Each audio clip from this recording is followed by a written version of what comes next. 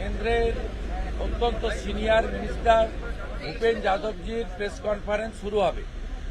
এবং তার আগে একটা পয়েন্ট শুধু বলবো, আমি মাননীয় কেন্দ্রের পরিবেশ মন্ত্রী ভূপেন যাদবজির সঙ্গে কলকাতার একটি বেসরকারি হোটেলে ওনার সঙ্গে মিট করেছি।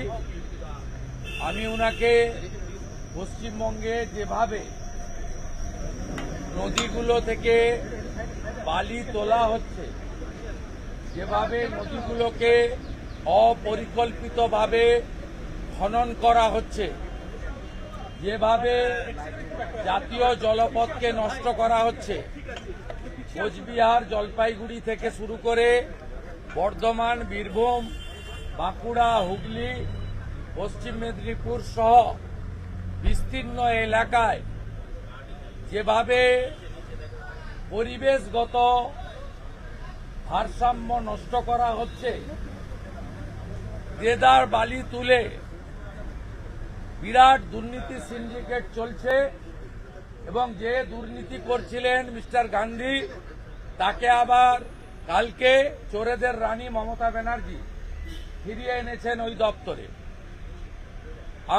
আমি সুনির্দিষ্টভাবে মাননীয় পরিবেশ মন্ত্রীর হস্তক্ষেপ দাবি করেছি এবং তিনি আমাকে বলেছেন যে তিনি এই বিষয়ে তার দপ্তর এবং তার দপ্তরের অধীন যে সমস্ত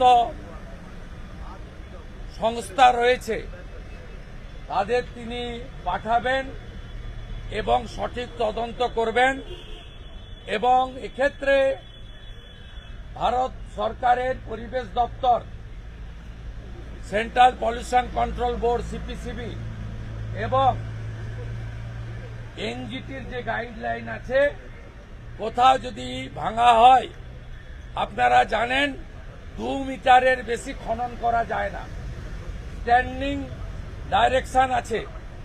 এখানে লুট করছে, দামোদর নেই, অজয় নেই, কংসাবতী নেই, সুবর্ণরেখা নেই, কোন নদীর অস্তিত্ব নেই।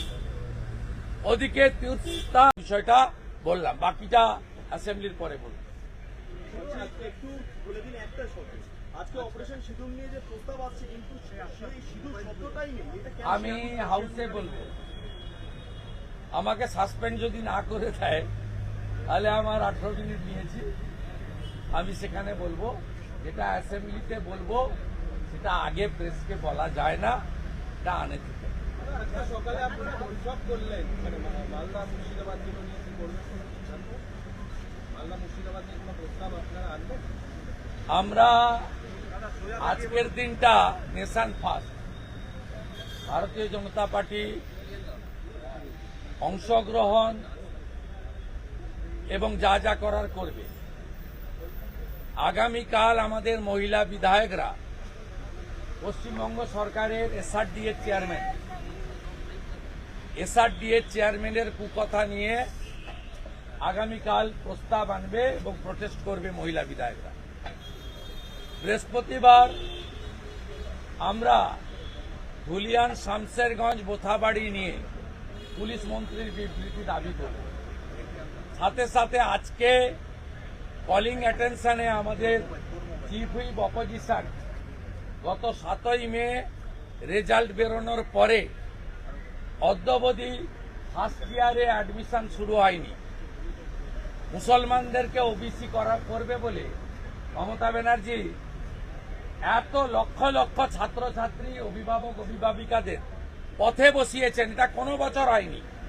7ই মে এইচএস এর রেজাল্ট, আজকে 10ই জুন, নোটিফিকেশন হয়নি। আমরা এই বিষয়ে আজকেও কলিং অ্যাটেনশন দেওয়া হয়েছে। সোমবার দিন আমাদের শিক্ষক বিধায়করা এটা নিয়ে জোরদার বিরোধ করবে, আমরা সাথে থাকব। তোমার আমার সকলেরই একটাই পছন্দ, মাদার্স চয়েস। ঘরে সুগন্ধি ভাত, প্রতিদিনের রান্নায় নিখুঁত স্বাদ, চাই উন্নত মানের চাল। তাহলে আর দেরি কেন? আজই যোগাযোগ করুন ধনরাজ অ্যাগ্রো ইন্ডাস্ট্রিজ প্রাইভেট লিমিটেডে। আমরা আনি আপনার টেবিলে খাঁটি ও মানসম্মত চাল মাদার্স চয়েস নামে। একবার ব্যবহার করুন, আর ফিরে তাকাতে হবে না। বিশ্বাসী গোড়া, গুণগত মানে সেরা। মাদার্স চয়েস, মা যেমন চান চাল তেমনই। যোগাযোগের জন্য এখনই কল করুন 8509752023 এই নম্বরে। মাদার্স চয়েস শুধুই সেরা নয়, সবার প্রথম পছন্দ।